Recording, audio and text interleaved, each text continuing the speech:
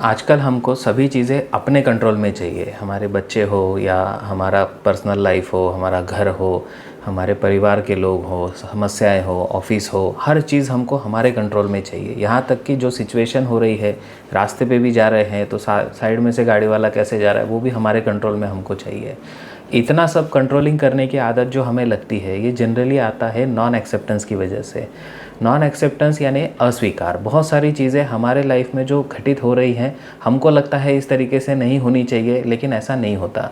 जो समाज चलने वाला है, जो दुनिया चलने वाली है, उसमें हम हर चीज़ को फोर्स नहीं कर सकते और ये कहीं ना कहीं हमको तकलीफ़ देता है, जिसकी वजह से हमारा फ्यूचर और हमारा पास्ट हमको एक्सेप्ट नहीं होता। जब पास्ट हमको एक्सेप्ट नहीं होता, ओवर थिंकिंग बढ़ जाती है, तो हम डिप्रेशन के जैसे लक्षण हमें उत्पन्न होने लगते हैं।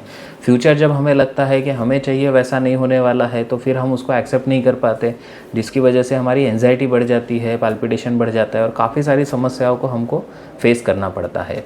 आयुर्वेद में स्वास्थ्य के बारे में कहते हुए कहा गया है, प्रसन्न आत्मा इंद्रिय मन स्वस्थ इत्यपि धीयते। मतलब जब हमारा शरीर, मन, आत्मा सभी स्वस्थ रहेगा तभी उसको स्वास्थ्य कहा जाएगा। तो इसमें मन का स्वस्थ रहना भी बहुत आवश्यक है। आजकल हम देखते हैं कि काफ़ी सारे साइकोसोमेटिक डिसीजेस बढ़ रहे हैं। इसका कारण भी कहीं ना कहीं हमारे इस नॉन एक्सेप्टेंस से संबंधित है। बहुत सारे पास्ट एक्सपीरियंसेस है जो हमको एक्सेप्ट नहीं होते कि ऐसा क्यों हुआ।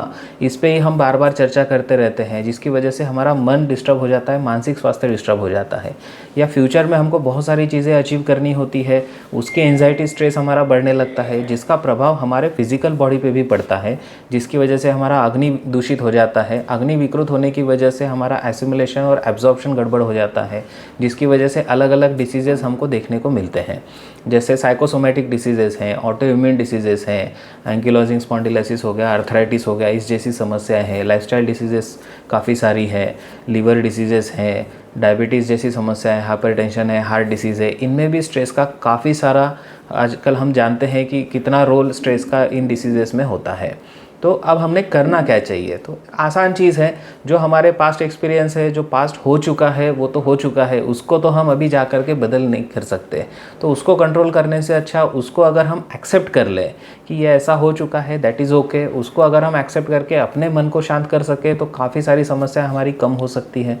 फ्यूचर में जो भी चीज़ें हमको अचीव करनी है, उसके लिए भी जो चीज़ें हमारे कंट्रोल में नहीं है उसको आइडेंटिफाई करके, उसको छोड़ के जो हमारे कंट्रोल में है उसी के ऊपर में अगर हम अच्छे से काम करना शुरू करें, अपनी स्ट्रेंथ को अगर हम अच्छे से पहचानें, तो हम इस नॉन एक्सेप्टेंस से काफ़ी आसानी से बच सकते हैं। नॉन एक्सेप्टेंस हमको किन किन चीज़ों का होता है, इसकी एक छोटी सी लिस्ट बना करके उसको पूरी आत्मीयता से अगर हम एक्सेप्ट करने लगे तो काफ़ी सारा हमारा एंजाइटी, स्ट्रेस का जो लोड है वो ख़त्म हो सकता है।